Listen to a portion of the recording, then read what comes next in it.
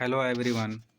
मैं आज 16 दिसंबर 2021 में हुए सीटेट पेपर 1 के एग्ज़ाम का पहली क्लास मैथमेटिक्स का आंसर की के साथ लाया हूं।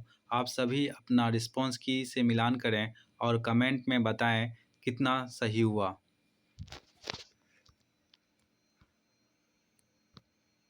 तो आज का पहला प्रश्न।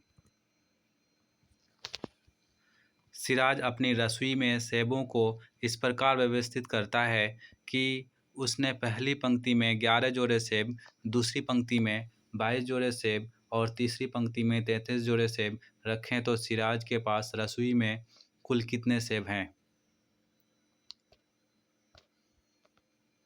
ऑप्शन नंबर 132 करेक्ट है।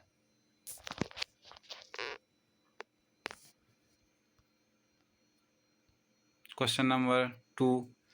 हर्षित, अमीना और जोसेफ द्वारा एक दिन का पैदल चलने का विवरण नीचे दिया गया है। निम्नलिखित में से कौन सा सही है? ऑप्शन नंबर 1 करेक्ट है। अमीना सबसे कम समय चलती है।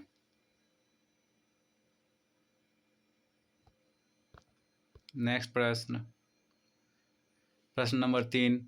राष्ट्रीय पाठ्यचर्या की रूपरेखा 2005 के अनुसार कौन सा आधार उत्कृष्ट गणितीय शिक्षा के दृष्टिकोण को प्रदर्शित करता है? ऑप्शन नंबर 3 करेक्ट है।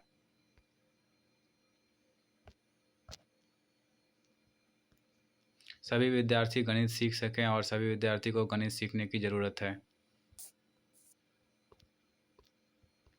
Next question number 4। A teacher told her student to maintain a daily mathematics journal to note down the situation wherein they use mathematics in their daily life. The objective is to. Option number 4 correct है। Help students connect classroom mathematics to that of the outside world.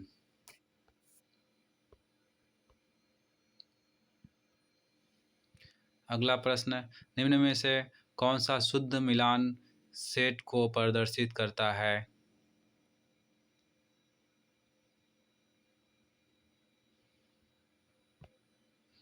ये प्रश्न सही से show नहीं होने की वजह से इसको आगे बढ़ाते हुए अगले प्रश्न पर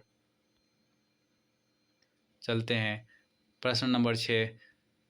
दृश्यकरण और प्रदर्शन प्राथमिक स्तर पर शिक्षण में सुनिश्चित की जाने वाली महत्वपूर्ण प्रक्रियाएं हैं, क्योंकि उच्च गणित में बीजगणित और ज्यामिति को पढ़ाने के लिए निहितार्थ हैं। प्राथमिक स्तर पर केवल यही कौशल सिखाए जाना चाहिए। ये शिक्षक के काम के आसान बनाते हैं। गणित में अधिगम के मूल्यांकन का यही एकमात्र तरीका है। ऑप्शन नंबर 1 करेक्ट है। अगला प्रश्न। रिंकी के पास जलेबी की 3 थाली है। थाली अ, थाली ब, थाली स। थाली अ में केवल 1 जलेबी, थाली ब में 5 जलेबी और थाली स में 3 जलेबी हैं। वह 3 थालियों में बराबर जलेबियां रखना चाहती है। निम्नलिखित में से कौन सा कथन सही है? ऑप्शन नंबर 3 करेक्ट है। थाली ब में से 2 जलेबी उठाकर थाली अ में रखना। अगला प्रश्न। निम्नलिखित कथनों पर विचार करें।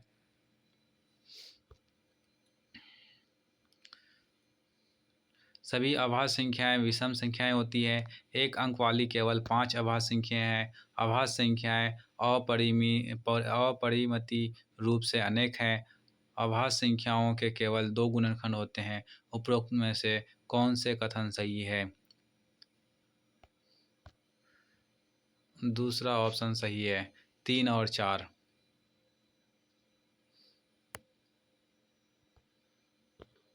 अगला प्रश्न की तरफ चलते हैं। प्रश्न नंबर 9, योग की समस्या 234 + 42 को हल करते हुए एक विद्यार्थी ने जोर से कहा, यदि वह 40 होता तो उत्तर 244, 254, 264, 274 होगा, परंतु यह 42 है। इसलिए यह 274 + 2 276 होगा। इसलिए 234 + 42 हुआ 276। विद्यार्थी द्वारा प्रयुक्त युक्ति के लिए निम्नलिखित कथनों में से कौन सा एक कथन सही है? ऑप्शन नंबर 4 करेक्ट है। गणित में अनौपचारिक रणनीतियों का उपयोग एक शिक्षक को बच्चे की अवधारणात्मक समझ की प्रक्रिया को जानने में सहायता करता है। अगला प्रश्न नंबर 10, पूर्णांकों के संबंध में इनमें से कौन सा अथवा कौन से कथन सत्य है या हैं? कथन अ, दो संख्याओं का गुणनफल सदैव संख्याओं के बराबर या उससे अधिक होता है। कथन ब, दो संख्याओं का जोड़ सदैव संख्याओं के बराबर या उससे अधिक होता है। ऑप्शन नंबर 4 करेक्ट है। दोनों अ और ब असत्य है। अगला प्रश्न, एक छात्र को जब 6065 को संख्या के रूप में लिखने के लिए कहा गया तो उसने इसको 665 लिखा। इस प्रकार की त्रुटि हुई क्योंकि छात्र ने स्थानीय मान की अवधारणा को नहीं समझा। Option number 1 correct. अगला प्रश्न, Which among the following is the appropriate sequence for introducing the concept of additional of natural number? Number A, providing an experience with a contextual situation. Number B, represent the situation using symbols. Number C, verbalizing the situation. Number C, represent the situation through pictures.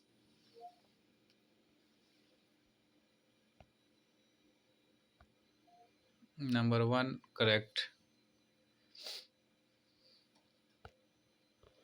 अगला प्रश्न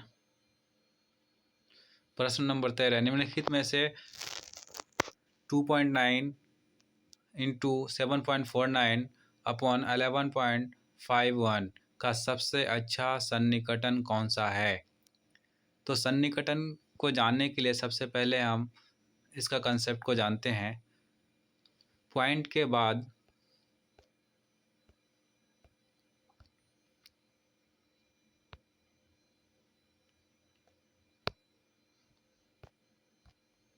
point के बाद 5 हो और more than 5 हो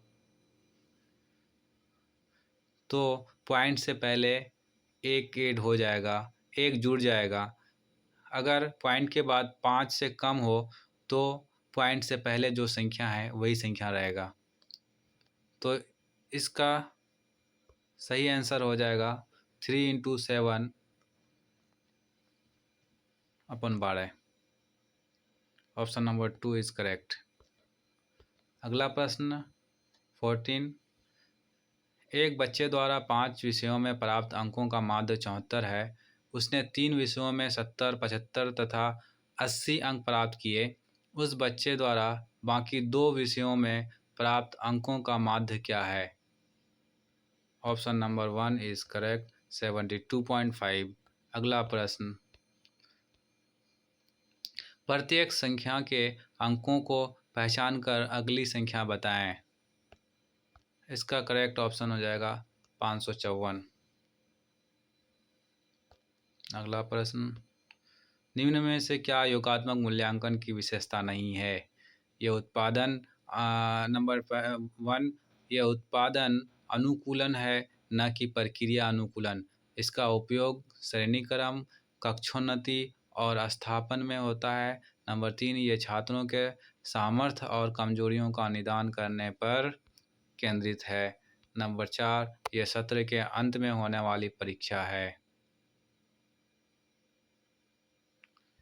number 3 is correct. अगला प्रश्न, निम्न में से कौन से गणित की प्रकृति के अनुसार सही है? Option number 3 is correct. A and B गणित की अपनी भाषा है और बी किसी भी गणितीय समस्या का केवल एक ही हल होता है। Sorry, option number A and C होगा। Option number 4 is correct. अगला प्रश्न, कुछ छात्रों में भागफल और शेषफल शब्दों के साथ उलझन है। छात्रों में इस प्रकार की उलझन को दूर करने के लिए निम्नलिखित में से कौन सी नीति उपयुक्त है? Option number 2 is correct. मूर्त पदार्थों का प्रयोग किया जाए और छात्रों को कहा जाए कि वे इनसे भिन्न प्रकार के समूह बनाएं और समूह की संख्या और समूह के बाहर की वस्तुओं का निरीक्षण करें। नेक्स्ट क्वेश्चन, अगला प्रश्न है 19। यदि 6 और 7 का लघुत्तम समापवर्त x y के लघुत्तम समापवर्त का आधा है और यदि x का मान 12 है तो y का मान क्या होगा? 7। ऑप्शन नंबर 4 करेक्ट है। अगला प्रश्न 20 है। 800 मीटर की एक दौड़ में अनूप को पहले 100 मीटर पूरे करने में 14 सेकंड लगते हैं और अगले 100 मीटर करने में पिछले से 2 सेकंड ज़्यादा लगते हैं और उसके आगे के 100 मीटर पूरे करने में पिछले वाले से फिर 2 सेकंड ज़्यादा लगते हैं। यह प्रक्रिया समाप्त होने तक चलती है। अनूप को दौड़ को पूरा करने में कितना समय लगेगा? Option number 2 is correct, 2 minute 48 second. अगला प्रश्न है 21। गणित केवल अंकगणित नहीं है, निम्नलिखित में से कौन सा कथन दिए गए संदर्भ में सबसे उपयुक्त है? ऑप्शन नंबर 4 इस करेक्ट। गणित पाठ्यचर्या में गणित के क्षेत्र जैसे आकार, दिक् स्थान संबंधी समझ, मापन, आंकड़ों का प्रबंधन को आवश्यक रूप से स्थान दिया जाए। अगला प्रश्न है 22। सुबह 6 बजे से दोपहर 3 बजे के बीच एक सही घड़ी की घंटे की सुई कितने अंश का कोण घूम लेगी? Option number 1 is correct, 270 degree. अगला प्रश्न, एक आयत जिसकी भुजाएं का क्षेत्रफल 24 वर्ग सेंटीमीटर है उसका परिमाप नहीं हो सकता 25 सेंटीमीटर। अगला प्रश्न, किसी मानचित्र पर 1 सेंटीमीटर की दूरी भूमि पर 400 किलोमीटर की दूरी को निरूपित करती है। यदि भूमि पर 2 नगर 3400 किलोमीटर की दूरी पर स्थित है तो मानचित्र पर उनकी दूरी होगी। Option number 1 is correct, 8.5 centimetre. अगला प्रश्न 25। स्कूल की NS इकाई ने प्रत्येक ज़रूरतमंद बच्चे को 3/4 किलोग्राम चीनी देने का फैसला किया। एक प्रायोजक से उन्हें इस काम के लिए 28.5 किलोग्राम चीनी मिली। कितने बच्चों को यह चीनी बांटी जा सकती है? Option number 3 is correct, 38। अगला प्रश्न 26। निम्नलिखित में से कौन सा गणित पढ़ाने का सर्वाधिक वांछनीय गुण है? Option number 3 is correct. अर्थपूर्ण और चुनौतीपूर्ण प्रश्नों का निर्माण करना और उनको छात्रों के सामने रखना। अगला प्रश्न 27। जया पहली कक्षा में पढ़ रही है। शिक्षिका ने उसे कुछ चित्र काट दिए। घड़ी की एक बैटरी, संतरा, आइसक्रीम कोन, मोमबत्ती, किताब और स्टील का गिलास। शिक्षिका ने जया को एक जैसी आकृति वाली वस्तुएं उठाने को कहा। उसने उठाया घड़ी की बैटरी, मोमबत्ती और स्टील का गिलास। उसने उन सभी वस्तुओं को समान विशेषता के आधार पर अलग कर दिया जो है। Option number 1 is correct. बेलनाकार वस्तुएं हैं ये सारे। अगला प्रश्न 28। A child is not able to differentiate squares from rectangle and assigns both of them to the same category according to Van Hille theory of geometric reasoning. The student is at which level?